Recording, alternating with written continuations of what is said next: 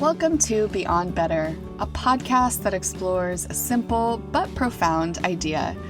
We all deserve to live lives we love, and that includes our work lives too. I'm Stacy, Ennis, an author and longtime location-independent entrepreneur living in Portugal with my family of 4.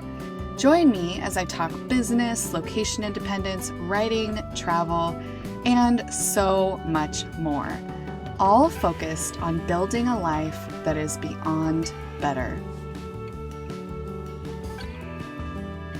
Welcome. Today I am really excited to get to share a tool with you that makes book outlining easier, which, yes, please, that is one of the most challenging aspects for almost all authors, whether nonfiction or fiction. And I'm really excited to have Troy Lambert and Cameron Sutter here. I'm going to read you their bios and then welcome them onto the podcast. Cameron Sutter is a YA sci-fi fantasy author, software developer, and the inventor of Plottr, the popular visual planning software for books and stories of all kinds. An avid reader who is endlessly learning how things work, his life's mission is to help writers write more powerful stories and to encourage everyone else to read the classics. He lives in Oklahoma City with his wife, 6 kids, and several furry friends. Troy Lambert is a mystery author, book editor, and the education lead for Plottr, the #1 visual book outlining and story Bible software. The author of over 25 novels and several works of nonfiction, he lives in the mountains of Idaho, which is my home state, with his wife and 2 very talented dogs. So welcome, Troy and Cameron. I'm really excited to have this conversation today. Thanks for having us. It's great to be here. Yes, and it's especially fun, Troy, because we've known each other for a really long time. I don't know how many years. What do you think? Over probably close to a decade now. Yeah, I think that's right. I was thinking up in that range. And I've seen you through, all these books that you've written. And we were in a writers group together in Idaho. And so when I heard from somebody on your team asking about doing this episode, and then they mentioned you, I was like, oh my gosh, I love this. And through you, I've gotten to know Cameron, and I'm excited to get to share what you all are working on. I'd love to start with Cameron. I'd love to hear what inspired you to build this software. So tell me a little bit of that founding story. When was that? What was there a light bulb moment? What has that journey been like building this software? And also tell us what it is. Yeah. Okay. So Plottr is a visual way to plan out your stories. And I made it for my own books. I was, in the process of rewriting a book multiple times, and I didn't love my process. And this was right after a class by Brandon Sanderson. I took his class at BYU about creative writing, and so I was really into writing and trying to make a go of it. And I made a writing group at work, and we were talking about tools and, what do you use and what's the best tool to do this? And we tried a bunch of different tools. And being software engineers, we're like, you know what, we should just make the best tool, our dream tool. And so I started doing that. I started making what I thought would be my dream tool for my own writing process. And I had this image in my mind of the threads of a story kind of weaving together. And it just seemed like there had to be something like that. And we tried a bunch of different ones, spreadsheets and Scrivener and things like that. And but we started building it, and then I posted on a couple forums like, hey, what do you guys think of this? And so I started it back in 2014. And then I put it on some forums, I think around 2016. And I went to a couple conferences in Utah where I was living, and that's where I met Troy. And I think it was that first year that I went to the conference. Right before the conference was ending, Troy came up to me, because another Troy, no, not another Troy, but another Lambert, right? Yes. Yeah, that's right. It's not. He had the same last name as you. He came up. He brought you over to my booth, and he said, you got to check this out. And so that's when Troy found it, and word just kind of spread slowly. And then in So in 2017, it was a paid product. And then in 2020, I was able to leave my job and do this full time. I partnered up with Ryan Z, and he's really awesome at marketing. And so we were able to do this full time. So that's kind of been the journey. That's so cool. I love it. And I've played with your software, and it's a very cool and interesting way to bring all of your ideas together in a visual format. And I was thinking about my own process that I teach in my program for nonfiction authors, Nonfiction Book School. I teach a sticky note method for outlining, and I was thinking about how you could pull that into this software, the work that you do with that tactile planning process into this software if you need some additional steps. Like, there's a lot of ways that you can engage with this. Troy, I would love to hear from you on, as the education lead, I have my ideas about how to use the software, but tell me about the problem that this software solves for authors. Like, what do authors struggle with when it comes to outlining? And then how is this software helping them get unstuck and move forward with planning their books? Well, often the problem that authors face a lot of times with outlining is the structure. So they think of an outline like English class when they were in high school, which is not really the kind of outlining that we really want to do necessarily for books. It's much different. It doesn't have to be nearly as formal. And sometimes it's very organic. You have a pile of ideas, and then you go, well, what order do these ideas belong in? If you're not telling a narrative type of memoir, you're like, well, what order, like, how do people deal with these particular problems in business or whatever? And what order do they belong in? But you have no idea what the structure should be, which actually what it comes down to is the story structure. But what this does is it enables you. So before Plottr, I used whiteboards and different colored like markers or like a corkboard with string, and very much like you're talking about, sticky notes or note cards with things written on them, colors with highlighter or marker or whatever the case may be. The issue was that was pretty messy, and if I wanted to move something around, it became a process. Like, it was a process. It wasn't simple.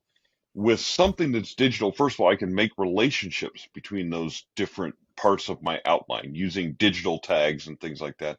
And I can move them around very easily without making my entire office a mess, which makes my wife happy, because then my office doesn't look like somebody's camping there with a bunch of cardboard and stuff.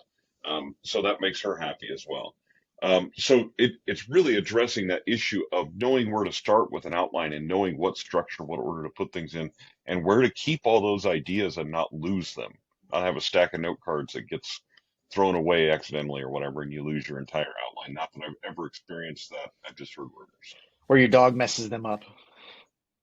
Yeah, my Oh, dog messes yeah. them up. Yeah, Yeah, or you that. forget it on, you forget something somewhere that you've brought with you on a trip to work with your sticky notes, and, or it gets messed up, disorganized. Yeah, it's interesting the way. Also, the other thing I thought about is that the way that I do things, I really need the physical experience of outlining something. Like, the way that my brain works, I have a background in visual art, so I really need to, like, have my hands on things and move them and have them in the physical world. But then when the way that I outline, I move into a kind of a layered outline format, which works amazingly for me and the way that my brain works to go through those steps. But not everybody has a brain that works like that. And there's a lot of different ways that you can outline that really support you being able to successfully write a book, because that outline is one of the, other than discipline and skill set, like the other determiner of your success in writing the book and finishing it, and the book being successful. So Cameron, I'm curious to hear from you on, like, for you, when you developed this, are you a visual thinker, and that's kind of how this evolved? And how do you see this being a game changer for people that are visual thinkers and don't want to just keep, working on the wall or their note cards or the scrap paper? Yeah, I don't think I realized I was a visual thinker, or ever even thought about that really. I just saw in my head what would be the best tool. that I thought would be a good way to organize my story, because that's how I saw my stories in my head, and I just wanted them somewhere. I wanted to be able to put them somewhere, the way that I saw them in my head. And so I guess so. I didn't realize it at the time, but it's a it's a game changer for so many other people. I've realized, again, I didn't know this at first, but so many people are like that. We get comments so often from people that are like, "This is finally something that works the way my brain thinks." And so many people, especially at the beginning, they would just see the program and just say, "I want it. I need it. That's it. That's what my brain is thinking." And so it's just such a game changer. One example of that is instead of reading through 100,000 words of a manuscript to be able to understand where things need to change and move, just being able to visually see little cards that you can move around, uh, to know how to change the book and make it better. It totally changes things. Oh, that's an interesting point. So one thing you guys have been mentioning throughout our conversation is story, and Plottr is a story organizing tool, right? And when we think of story, we usually think about fiction. We think of books that tell a story or stories. But my audience is largely nonfiction, and they might be listening to this thinking, well, I'm writing a how-to book, and I don't really I'm not sure this really applies to me because I'm not organizing a story. And so now I know that every book is a story and every book has that narrative arc and has emotional resonance, even like the most how-to book out there. But I want you to talk about that and explain how story lives in every book, no matter how kind of strictly how to or really nonfiction it is, or how it's a novel, or talk about that piece of it and how that translates to every book and every work. Um, so I can start with that by saying something as simple as if you so let's say I pluck a book off my shelf that was like how to pass the CLEP mathematics test for college, right? And you'd think, that's not a story. Well, sure it is, because it's a hero's journey. I start as a reader with a problem, and my problem is I need to CLEP out of this mathematics class so I can get my degree, because I don't want to take a math class from high school again when I'm 30 years old. So I need to find a way to pass this test. By following the steps in the book in order, I face and overcome challenges along my journey. And if I follow those steps in the book and I follow along on this journey, at the end of the book, I can achieve my goal, which in this case is passing the CLEP mathematics test. It's still a story. It's not what you would think of normally when you think of a story. And in that particular case, maybe it's a quite dull one that isn't really entertaining in that, like you may care less whether Troy passes CLEP mathematics or not. And you would be perfectly right in doing that, right? But it's still a story. You're still taking the reader on a journey. So no matter what your how-to book is, you are taking someone who has an issue, who has a problem, and leading them on a journey towards a solution and a final conclusion.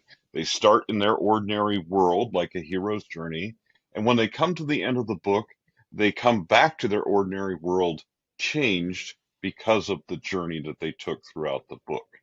So it's the same narrative that we all experience in life. The only difference with fiction is fiction has to make sense, and books have to make sense where life doesn't always make sense. But if your book makes sense and it leads the reader on a journey that they can follow, then in the end, it is a satisfying ending to a story that they embarked on when they started reading the book. That was so good, Troy. I think like that little, whatever, 1 minute just clip that you just gave, that soundbite probably is one of the most important things that aspiring authors will hear when they're thinking about their nonfiction book, and really having that understanding that there still is a journey and there still is a story that, and there's also like how you give them the information and load that information for them, that there's an intensity to that needs to have an arc to it. And there's emotional resonance, even in how-to books, even though it might be harder to identify, it's still there. And especially if somebody's working on a big idea book, that really has that transformative goal, certainly that's going to integrate into that as well. So great, wonderful. Cameron, I'd love to hear a little bit from you about, just on a practical basis, how the tool helps, because we've talked about it as a story planning tool. It's very visual, so it's hard for listeners and even viewers, because we're not looking at it right now on the screen, to probably, they're like, okay, this is interesting, but like, how does that work? So can you share a little bit about the practical piece of that and how the software actually works? Yeah, again, it's very visual. It's hard to describe it, but Yeah. you can think of it kind of like a spreadsheet where you've got columns and rows, and across the top usually are chapters. So the columns are chapters, and then down the side are your different rows are topics, or for fiction, it's different plots or subplots. But for nonfiction, what I've done at least, and there's different ways you can do it, and that's one of the great things about Plottr. It's very flexible. It matches, you can make it match your process. But what I've always done for nonfiction is down the side are topics. And so at the intersection of each one, you make a card, and in there you can fill in a bunch of details, as much as you want to say about that scene or that section of your book. And so I write down just each topic that I want to hit in a card, and then I just start writing down notes. And so it's a visual way to see the structure of your book, and see the narrative, and see the journey that you're taking your readers on. So cool. I love it. I love that. Troy, I'd love to go back to you to continue this conversation on story. And if you could share with listeners the core, I guess the core elements or core things that they need to be thinking about when they are structuring a story, as they're building it out and outlining it. One of the primary things and the first things you start with is your theme. Like, what's your point? Because, and this often happens, I do a lot of ghostwriting as well, and it often happens with someone who approaches you about ghostwriting a book, and you say, what is your story? What is your story about? And they don't have a theme. They have a series of interesting events that have happened throughout their life, right? But without a theme that ties all that together, it's not interesting. A story is made up of interesting people in interesting places doing interesting things. And so just a series of interesting events that's not tied together doesn't make a story. That makes several stories, but it doesn't make a story that we're really vested in. Same with a how-to. It's like, what's your theme? What do you want to accomplish? What do you want the reader to come out at the end? What do you want them to take away from this book? When you have that theme, then you will better understand how to structure each part of the story or the journey that they go on to help them arrive at the destination where you want them to go. I often tell people it's like starting out on a map. I can start out here in Idaho and go, I want to go to the East Coast. And there are many, many ways that I can get to the East Coast. But when I arrive on the East Coast, I could arrive also at a variety of places that may not be where I actually wanted to go on the East Coast, because my destination is too broad. So if you start with too broad of a destination, I want to help people to have a better business. Okay, there are 15 million things that we can do, and you can look on Amazon and see all of them that people have written books about to make our businesses better. What part of their business do you want to make better? What part of their personal life balance and business life balance do you want to make better? What is your theme? What is your idea and your thought process? Then the second thing is the steps that people are going to take to get there. And usually you approach that book with a unique perspective. I'm working with a guy right now on a book, and his unique perspective is he came out of the military and the Blue Angels and a culture of extreme excellence. And he says, you can apply this to any business anywhere, and here's how. And he has a number of steps that you go through to apply that to no matter what your business is, no matter how large it is or how small, you can apply these principles of excellence and come out with a business that just runs better. And it makes total sense because you go, I think the Blue Angels are fairly organized. They fly jets at high speed, 12 inches apart. That's pretty excellent. That's a pretty difficult thing to do. So if I can achieve that level of precision and excellence in my business, Is that a good thing? Well, yeah, I think that's a good thing. Okay, how do I get there? So it starts with the theme, then it follows with the steps that you follow to get to the destination. The theme gives you your destination, and then you build the steps along the way that are based on your experience, your knowledge, and your unique take on whatever it is that you're writing about. Yeah, I love that, Troy. The other piece that I was thinking about on that we didn't touch on yet is your unique reader, right? Which is what helps Yeah. you find that niche. Yeah, do you want to add to that? Because you looked like you were like, ah, yes, I want to Yeah, say something about that. I was going to say that, and this is one thing that also you need to understand. Like people will, often I ask people, well, who's your book for? And they say, well, it's for everyone. Everyone will enjoy my book. And you're like, And no, it is yeah, I'm like, not. I hate to tell you this, but you're wrong. But I have to tell you that you're wrong because not everyone will resonate with your message. It's just like my fiction books. Not everyone likes my fiction books. I know that's astounding. You've heard me talk for like 20 minutes. Everybody must love my fiction books, right? No, it's not true because not everybody reads the same thing, right? Not everyone likes my teaching style. They come to my classes. Some people don't like it. Some people go and learn from a different instructor. Okay, great, awesome, because I'm not the right teacher for everyone and so neither are you.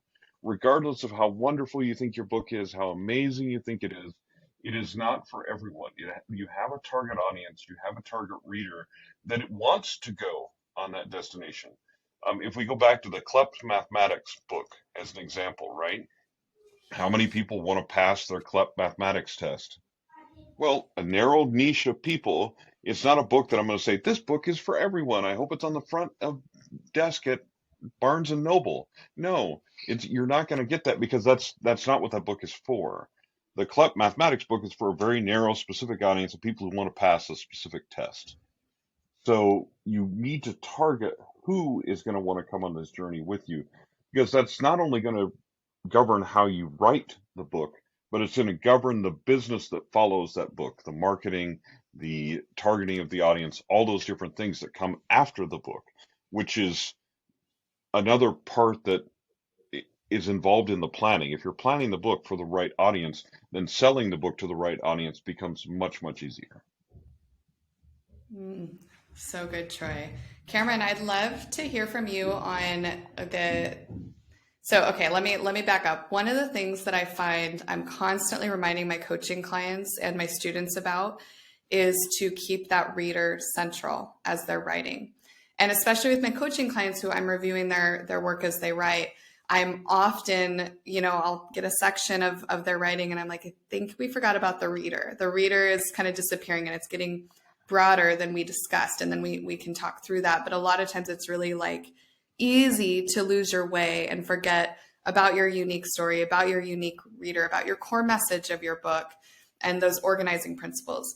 So I'm curious within the software from a visual standpoint, are there elements brought into it that allow you to like keep track of those important pieces, or like is there something within there that allows the reader to or the writer, just to track that and keep accountable to that? Yeah, I'll maybe give a short answer, and then Troy can probably elaborate on this. But so we've talked a lot about the visual aspect of Plottr, but there's also a lot of areas for notes about the different characters in the book. And if you're writing nonfiction, often you'll have characters, even though maybe they're not called characters, but people, or the places in the book. So you can keep all your notes for all the pieces of your story in one place. And so I don't know how you've done this before, but for me, keeping my notes was always, I had something in one notebook over there, something in an app over on my phone, another app on my computer. And so I had notes everywhere, and it was just so hard to figure out what was the truth about my story. And so Plottr keeps it all in one place for you. But and so that's a huge help right there. But then as far as like keeping it reader centric or the theme centric, you can, one of the strategies that I've used is you can tag the topic cards or the scene cards with, whatever tag you want to make. And so I make one of my tags the theme of the book or the themes of the book. And so then I tag each scene with the theme where it comes into play. And then you can filter the timeline to see where you've used that theme or where do you actually touch on the theme. And it just pops out at you like, okay, I haven't used the theme at all in this book. I thought this was the theme, but it really isn't. Or, I'm overusing it, or, I'm doing it right, or I should have used it in this scene where it really could make sense, but I'm not. And so the tagging with the themes has been really powerful. Troy, do you have any other ways that you've done it to keep it reader centric or anything? So actually, yes, one of the things that you can do with the Steam cards as well is you can establish your own custom attributes. And I use one all the time in fiction and nonfiction. That's goal, motivation, and conflict. Okay, and the reason is if you don't know the goal of your particular chapter that you're writing, there's no motivation there for the individual to do anything, and there's no conflict. There's nothing for them to overcome. Then you have to wonder, why is this in the book? Like that would be like wake up every morning and make yourself coffee. If you have that as a chapter in your book, I'm skipping it because it's not a revelation for me. There's no motivation there. There's definitely no conflict unless I'm out of coffee, out of filters, and completely away from civilization and can't find a place that actually sells said coffee. Right? That's not so I look more in depth at each chapter and make sure not only like Cameron says that the theme is tagged there and that I'm following the correct theme, but that each one has its own purpose. And if it doesn't have a purpose, then I go, okay, well, maybe that was me telling myself something that the reader doesn't necessarily need to know. And it applies for fiction and nonfiction because you will find yourself doing that. You explain something and then you're like, eh, do I need to explain that? It's almost like a mansplaining chapter in the book where you go, no, that's a little condescending to my readers. They probably know, that whatever reason, coffee is important or something like that. So, um, Hmm. I use those, and you can create those custom attributes. You could call that purpose, you could call it theme, you could call it whatever you wanted to of that particular chapter. But for me, that's the system I use is goal, motivation, and conflict. I also add verb to the bottom of that.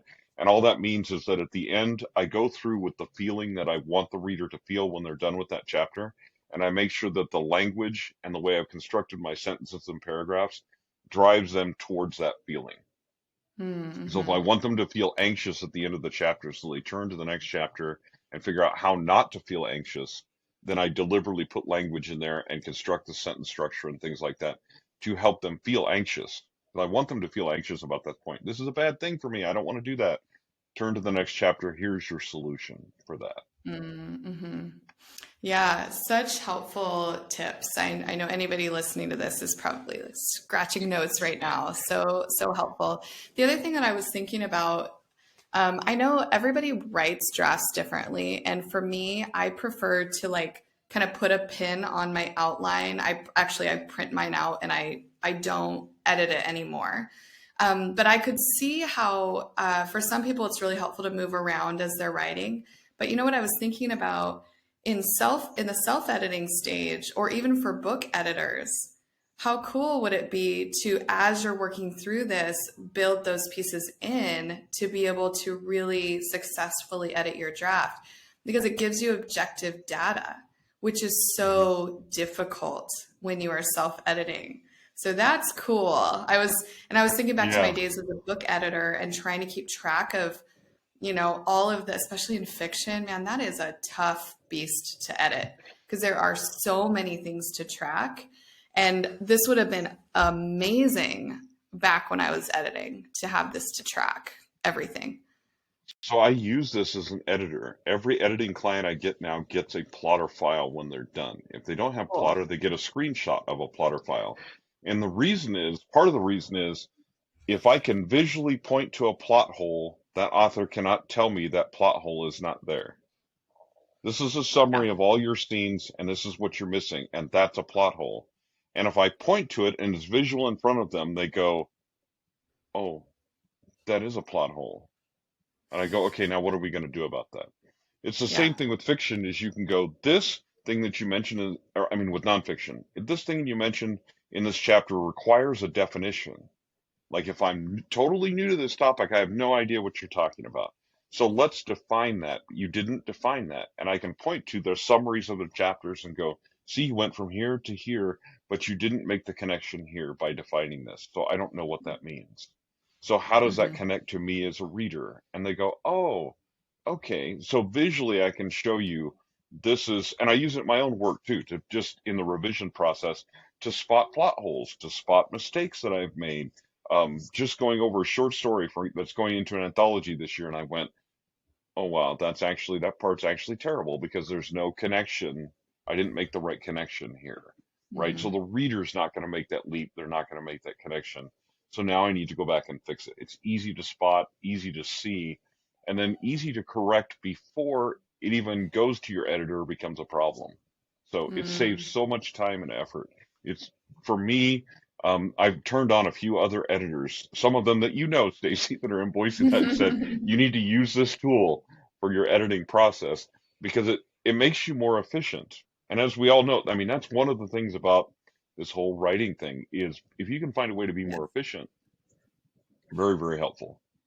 So, And to understand why things aren't working, because I think that's one of the greatest challenges that editors and authors face is isn't working. Why isn't it working? I can't figure it out. What is something's off? And so if it's not immediately apparent, it seems like a tool like this would be really helpful for that. So Cameron, to tie off this interview, I wondered if you could share one or two success stories or feedback that you've gotten from authors who have used Plottr to successfully write their books and kind of what that's enabled them to do. Yeah, so we were at a conference last year, and this editor came up to us who actually she saw Plotter and she wanted to start using it in her own editing process. But one of her clients uses Plotter, and that client is writing an official Star Wars canon book, and she said Plotter is a huge part of that, huge plot of that, a huge part of making that a success. And that was really cool to me. I'm not like a super fan of Star Wars, but I enjoy it, and just the name recognition, it was very cool to me. But we have New York Times bestsellers, USA Today bestsellers all the time, um, telling us that this they couldn't live without this. This has totally changed the way they write, and that has been so cool because I made it for my own stories, for my own the way that I thought, and it's so cool to know there's so many thousands of people that think the same way, and that it's helped them. Something I made for myself has helped so many people. That's awesome. I love those stories. And I should say to anybody listening, Plottr did not sponsor this episode. I feel like we have been like definitely all in with this method. But this is truly just a conversation about a different way of outlining. And I love sharing information like this because we all have unique brains, especially those of us who have neurodivergent brains, or we have just different ways that we function in the world, the ways that we plan and think. What works for me or your best-selling author friend may not work for you. And so it's always good to have different ways that you can engage. And the other piece that I'll add that I really like about the way that Plottr works, again, having minimally played with it, but looks really cool when you're in there, is that one of the things that I find when you're outlining a book, if you're struggling, switching the modes by which you're outlining can be a great clarifier. And there's good neuroscience behind this. And so when I teach authors to outline, we start with some writing activities, we move to sticky notes, and then we move to the computer. And I'm excited to share this tool for those of you who maybe aren't as easily moving into that next computer stage. Maybe there's this other direction that you can take it. So keeping in mind if you're feeling stuck or having a hard time with your outline, that switching up how you're outlining can make all the difference. So Troy and Cameron, this was so fun. Thank you for this conversation today. Tell us where our listeners can learn more about Plottr. I know there's a free trial available too. So where do they go to access that and try it out? Yeah, so we've got a website, Plottr.com. I should spell it because it's not what you would think. So it's Plottr.com.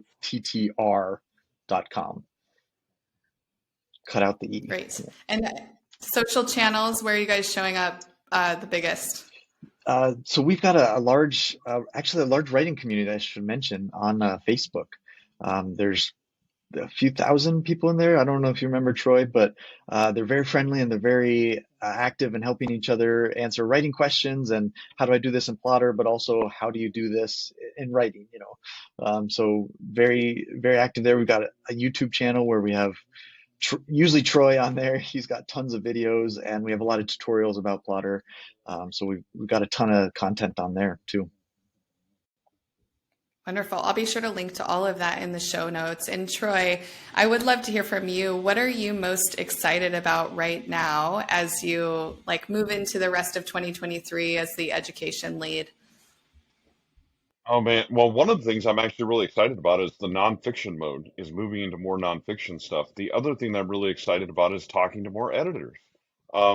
Because I feel like this is a community that, if writers are using this and editors are using it as well, you can collaborate in that process and speed up the whole editing process, which makes it less expensive for authors, but it also just basically makes things more efficient on both sides of the aisle. So I'm very excited about some of the nonfiction things we're adding. But there's just some cool features that Cameron keeps coming up for Plottr that I just go, ooh, that is so neat.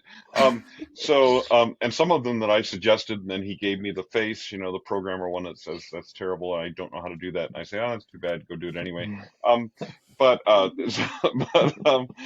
So I'm just really excited about some of our upcoming features. We're adding some new plot templates and things like that. But two of the areas where I've been really excited about expanding is into nonfiction and having editors use Plottr more, and both of those things are right on the horizon.